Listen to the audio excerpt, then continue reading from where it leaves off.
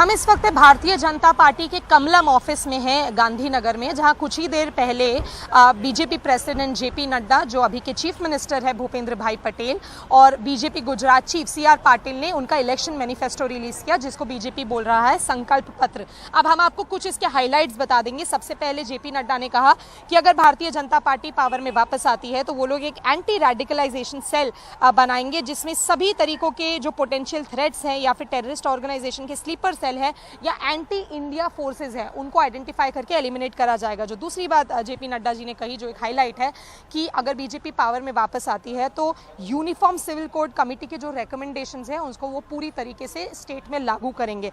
जो तीसरी बात है, उन्होंने कही कि Gujarat recovery of damages in public property act को इनैक्ट किया जाएगा स्टेट में। उसके तहत अगर किसी भी प्रोटेस्ट में या किसी भी वायलेंट प्रोटेस्ट या अनरेस्ट या रायट में अगर कोई भी किसी तरीके की पब्लिक या प्राइवेट प्रॉपर्टी को नुकसान पहुंचाता है, ऐसे एलिमेंट्स से पूरा भुगतान किया जाएगा इस एक्ट के तहत। इसके अलावा जो कुछ बड़ी नीतियां जो बीजेपी ने प्रॉमिस करी हैं वो ये है कि अगर बीजेपी पावर में वापस आती है तो वो पूरे मुफ्त में क्वालिटी एजुकेशन, क्वालिटी की पढ़ाई सभी फीमेल्स को, सभी लड़कियों को देंगे, केजी से पीजी तक। इसके अलावा जो आयुष्मान भारत का जो कैप है मेडिकल ट्रीटमेंट के लिए, उसको 5 लाख रुपए से 10 लाख रुपए कर दिया गया है। और ये भी कहा गया है कि जो ट्राइबल्स हैं उनकी सोशो और इकोनॉमिक डेवलपमेंट के लिए भी भारतीय जनता पार्टी काम करेगी। तो ये कुछ हाइलाइट्स हैं जो बीजेपी इलेक्शन मैनिफेस्टो में अनाउंस किया गया है। जेपी नड्डा ने कहा अगर हम लोग पावर में वापस आते हैं तो हम लोग देखेंगे कि सभी जितने भी सारे वर्ग हैं सभी का विकास हो, जैसे कि प्रधानमंत्री कहते हैं कि सबका विकास, सबका साथ, सबका विकास।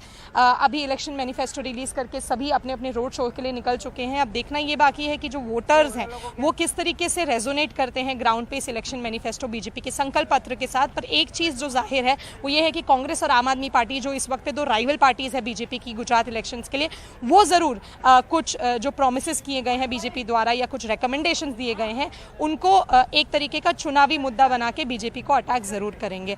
देखते हैं क्या किस तरीके से ऑपोजिशन रिएक्ट करता है बीजेपी के संकल्प पत्र पे। पर अभी इस वक्त पे कुछ बड़ी नीतियां और कुछ बड़े वादे कर दिए गए हैं भारतीय जनता पार्टी द्वारा अपने संकल्प पत्र में।